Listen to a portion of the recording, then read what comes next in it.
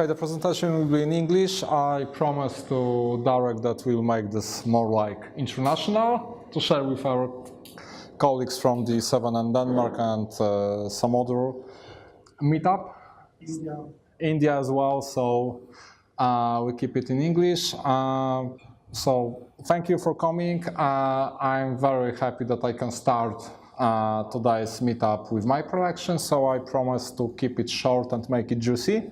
There will be no going through the code that much. I would like to show you how it is possible to run Angular2 plus actually Angular 6 application on the limited hardware, on the embedded hardware, which is ESP8266 microcontroller. It's a very popular controller in the IoT world.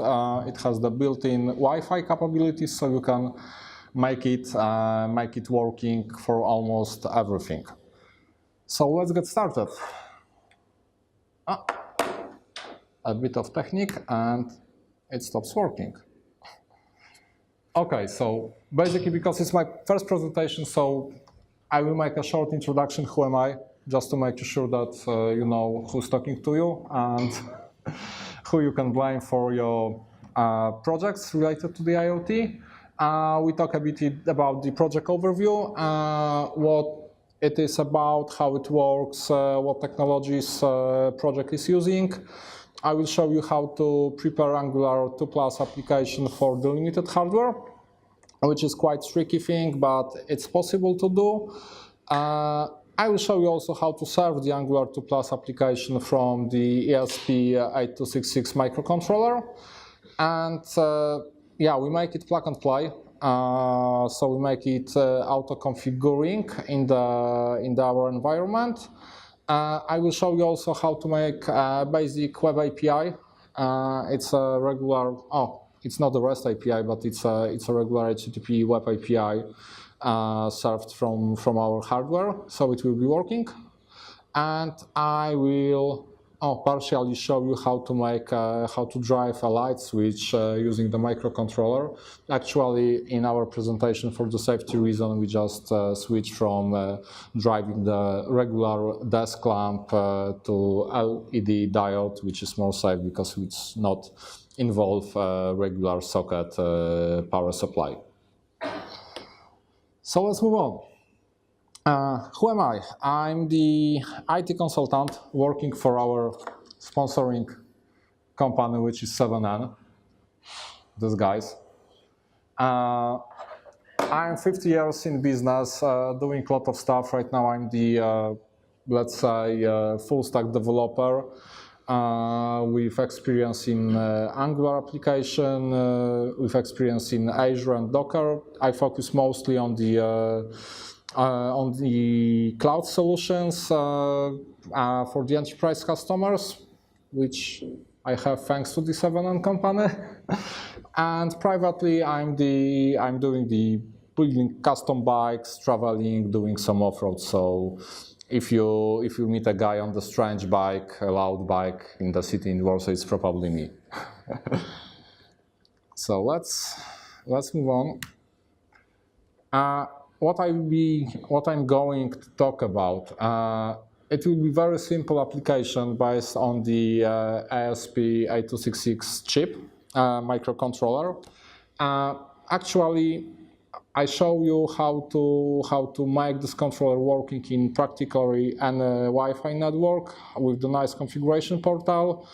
I will show you how to broadcasting the microcontroller in network using multicast DNS and Bonjour protocol. So you won't need an IP, DNS, static stuff for accessing the microcontroller.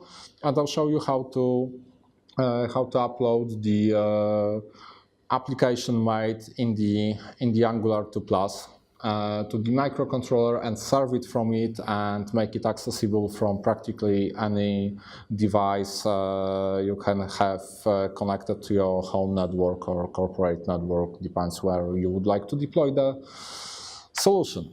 So before we move to the next step, I would like to show you one little thing, which is the application itself. Let's move it on the widescreen.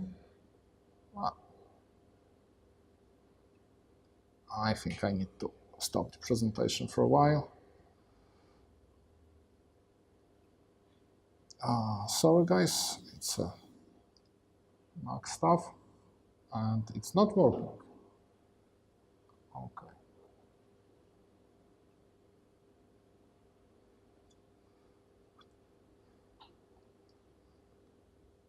Oh yeah. That's the application. The device is being connected there under the white screen we have. It's a simple Angular app allowing you to turn on and turn off the light. Let me refresh it. Unfortunately, on the last meetup, we have some issues with the network, and we are working on the separate switch. If you would like to play with it, it's a IoT local network details on the whiteboard. You can connect to the test of the network with the password and access the light switch with the light switch .local URL. It's a multicast URL. Unfortunately, our hardware is not that fast. So in the meanwhile, before it pops up, I probably go through the next slide and let it work a bit. Yeah, something goes terribly wrong.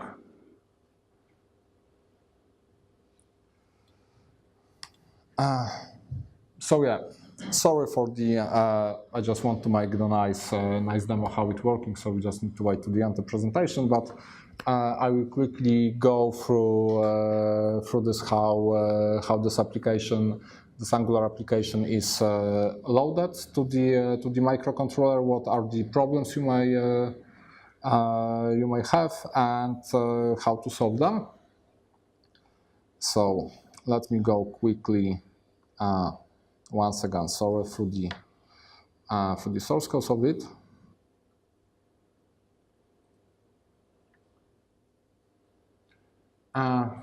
Okay, let's close this. Let's close this one. As you can see, this is regular C++ piece of code. It's, as you can see, it's 122 lines, not that much stuff, some commands, and this is the firmware for the microcontroller. But right now, let's look into the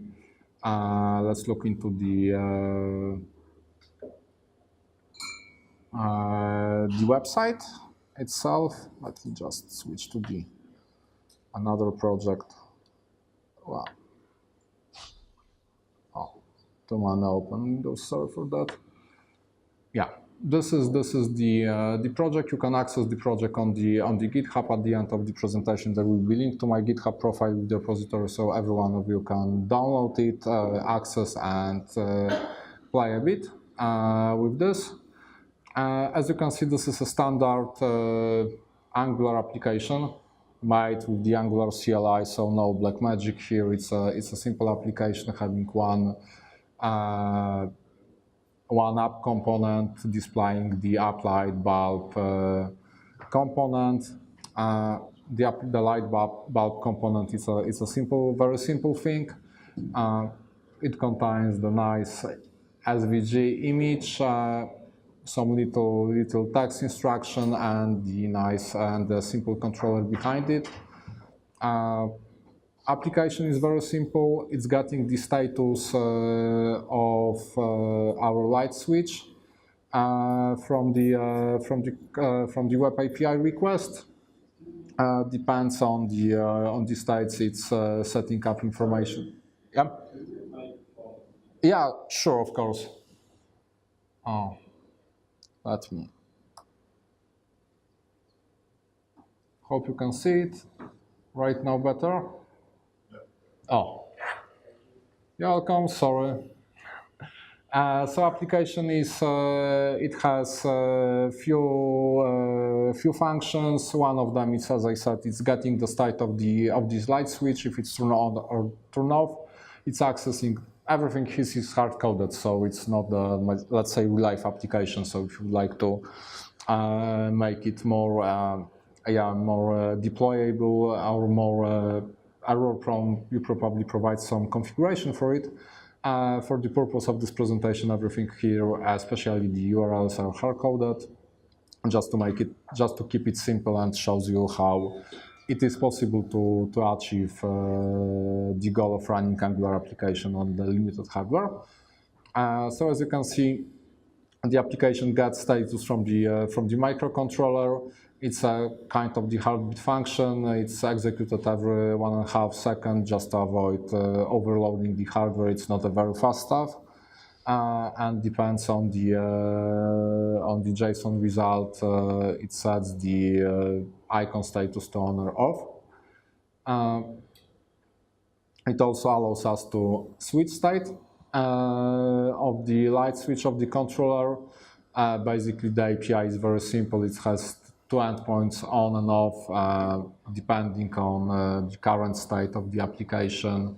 We just sending on or off requests to our hardware, which is respond to it, and some helper for to make it looks a little bit better, and depends on the hour state. It shows the nice info what to do to make the light bulb on off. And actually, that's all about the application itself.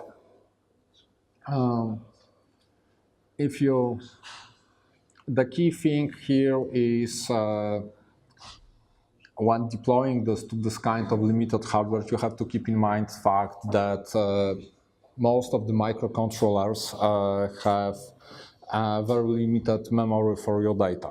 It's actually for the very popular ESP8266, it's like 512 kilobits of the memory, so standard Angular application without any minification, gzipping, and some other optimization tricks will not fit there. Basically, when you try to upload it to the controller, you will see that the error that you exceed the amount of available data space, and it's not possible. So the trick is very simple to make it working. Let me get back to the presentation. Trick to make it, it's quite simple.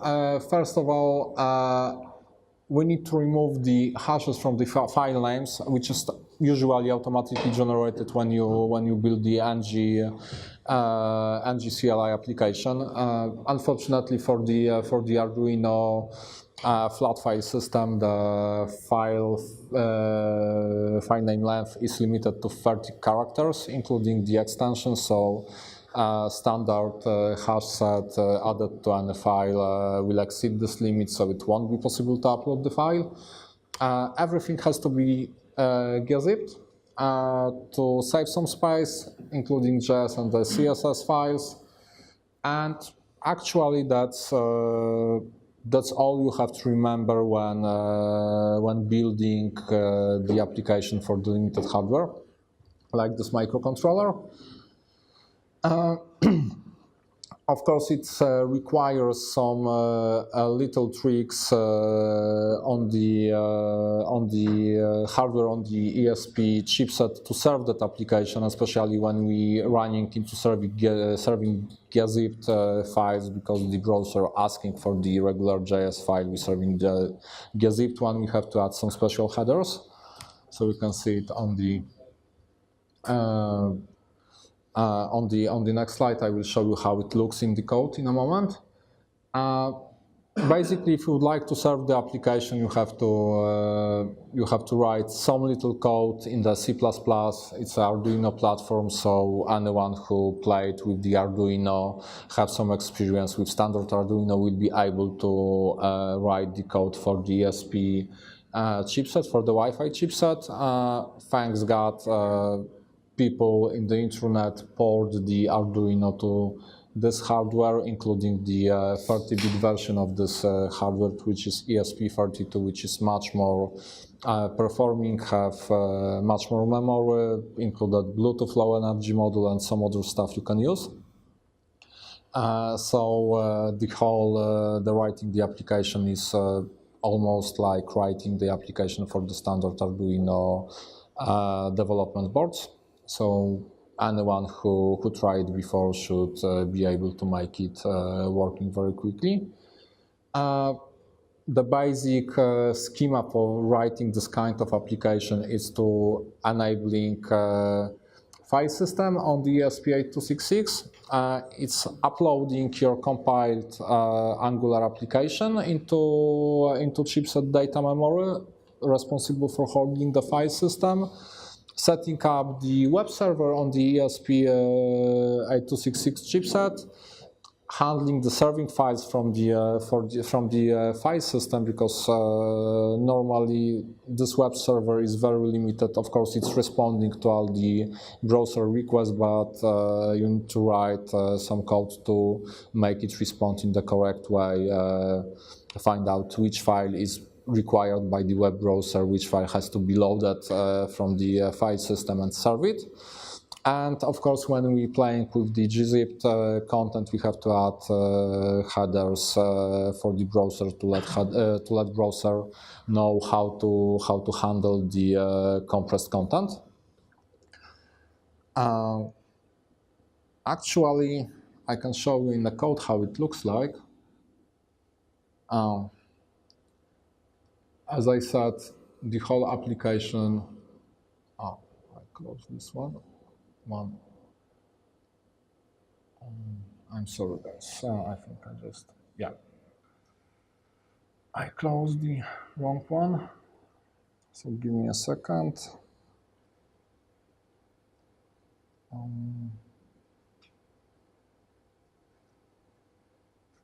Open workspace. This is the right one. Yeah. So that was the website application, Angular application. This is the code for the device. As you can see in the data folder, we have the whole application. It's an index, mine, polyfile, runtime, and some styles. I just left styles not gzip because it's a quite small file. Okay, not that small, because it's based on the material UI design, so the file is quite big, but fortunately it fits into the chipset memory. And this is the code for the device itself. For now, I will skip the Wi-Fi manager section because it's something I will tell you in the next slide, how to make it plug and play. This is, let me close this, it will be easier. Everything's happening in setting up the chipset. Each Arduino project, and actually this is also the Arduino project, is built of two main functions. One is the setup function, which is fired when the hardware boots up and start executing the code. The second function loop is called all the time, constantly. So all the operation which has to be repeated, reacting to the state, checking the buttons, sending some data happening here. Actually, in this application, the only thing we have to do is to handle the client request for the HTTP server. And yeah, this is how it looks like. We have standard ESP8266 web server. Class working on the port 80, so it's a standard web server port. It has some predefined configurations or handler methods for the incoming request. If you remember, in the Angular application, we call the Angular application called three endpoints. One was the state, which retrieves the actual state of the switch. The other endpoints was to on and off the switch itself. So we have to handle the request on the server side in the programmatical way. We have to create the functions which handle the requests. Tell to the server what kind of the HTTP verb is and what should happen when the browser hit the address on the server. quite important thing, CORS, which can be defined in the neck. This web server, it does not include, does not add any headers, so the CORS headers should be added. Otherwise, if you try to access it from the remote device like mobile phone or the computer, it may happen that, or testing locally, it may happen that it won't work due to the CORS stuff. So we're just adding the CORS headers, allowing everyone to access it. And yeah, this is a function where the whole magic about the serving application happens. If a web browser asks for the any file which does not fit one of the predefined endpoints, it fires not found handler on the web server, and if when we are in the not found handler, we try to serve file, we try to serve code file, gzipped file from the file system on the chipset. And this is how the function looks like. It's quite simple, not that much magical. Let's say it's simply checking for the requested file. It also checking if the file exists with the gz extension, which is stands for the gzipped files.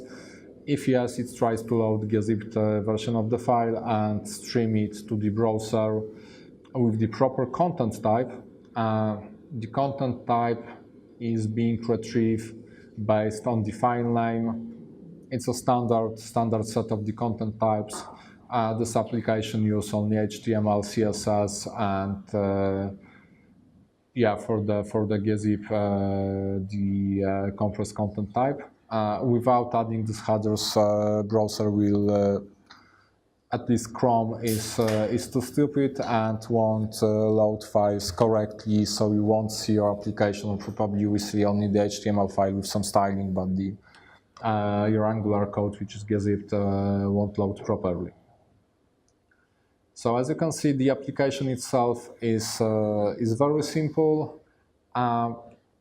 It has only a few lines of code in terms of the modern programming. 141 lines of code, it's nothing. Especially that include section is quite a big.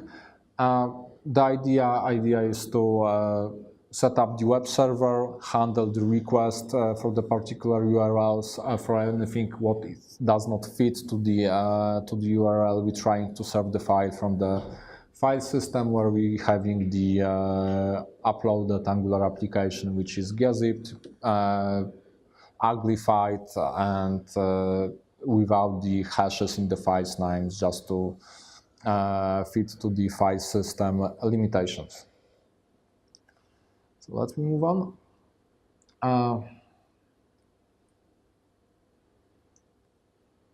And yeah, the magic about making it plug and play, as you probably saw in the code, we are not, I didn't hard code any network name or the password.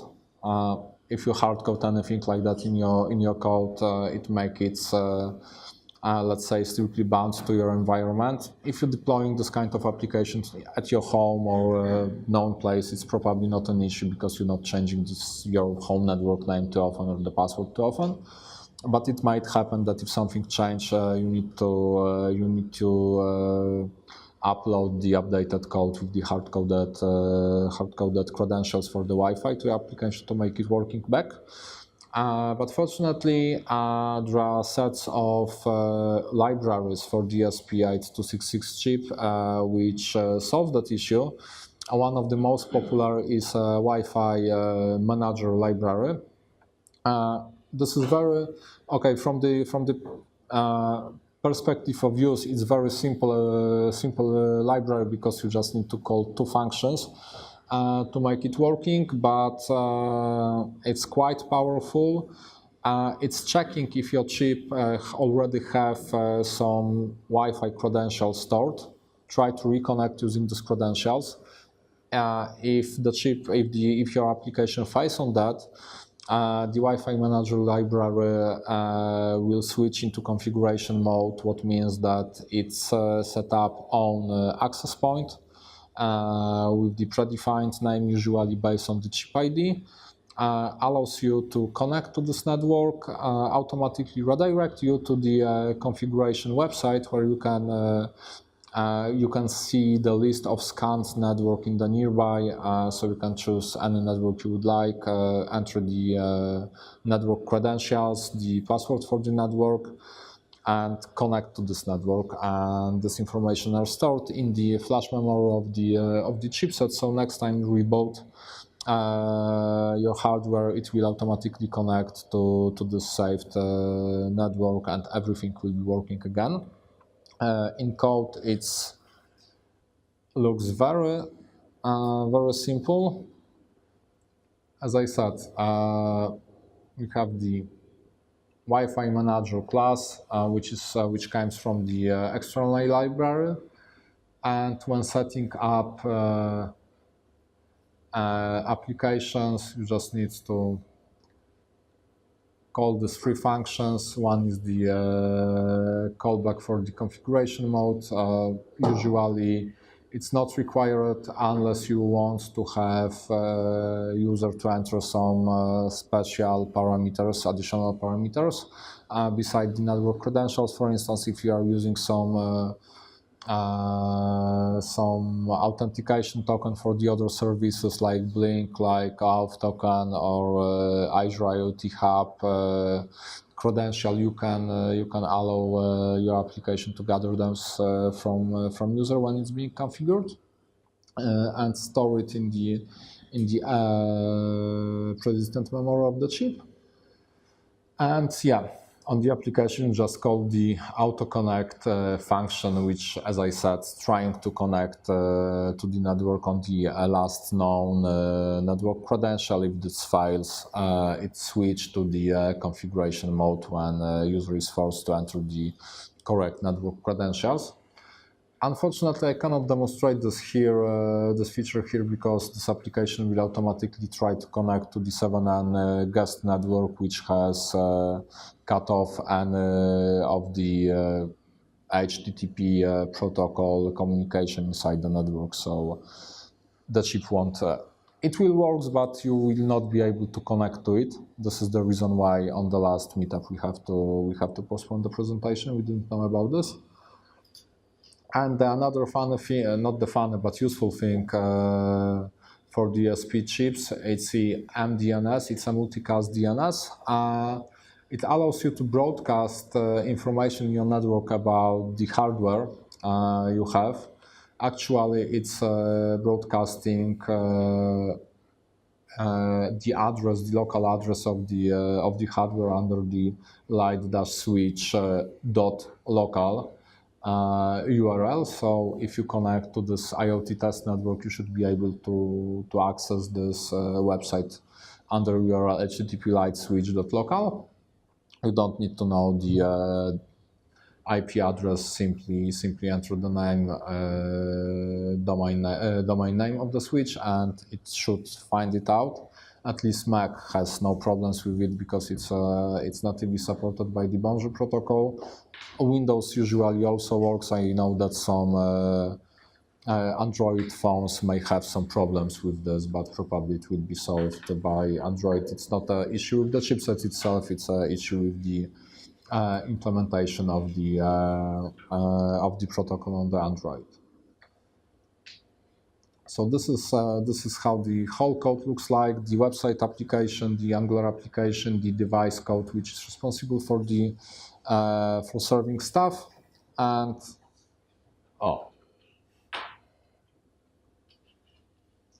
I think we overload the switch. I saw that LED was blinking, so probably someone were playing with it during the time. Out at home, and someone is turning on, turning off the lights, and you just hearing this clicking noise. There are some other possibilities. I'm not going to describe that here, but for instance, you can use triacs with some opto triacs, which are kind of the electronic relays. It's able to handle the load up to 4 or 5 kilowatts, so you can practically turn on and off any stuff you have at home, and including the TV, the washing machine, or anything which is bigger than the standard light bulb. Yeah, and finally... One question. Do you power the device from the grid? Yes. Yeah, actually I was playing with it. I have such set of the devices installed at my place, at my home. I found that there are some nice, quite mini AC/DC converters which are size of a coin and provides enough power to make the stuff working, this little controllers working, and it nicely fits to the PCB layout. You can hide behind, you can put behind the your wall switch for the lights. So. And how much power is that? From this converter, yeah. It's like 500 milliamperes up to 1 ampere of the current with the voltage of the 5 volts. So it's fair enough, especially that all this micro hardware, this ESP chips working in the 3.3 voltage. So it's designed as a low energy stuff, so you can empower them with this AC/DC converter without any problems. And yeah, let them using some triacs and opto-triacs for the optical separation from the power grid, turn on and off practically anything at your home. I suggest, if you would like to play with this, I suggest starting with the lights, because it's easiest things to do, and it's pretty convenient if you could go to bed and turn off the lights, all of the lights with the single click from your mobile phone. So as I said, the project code is available on the GitHub. So if you would like, you can go there. It's a public repository, MIT license, so you can play with it, modify it, and do anything you would like. Try to connect this device with Azure, for example? Yes, it works perfectly fine with the Azure IoT Hub. There are no problems with connecting these devices to the Azure IoT Hub.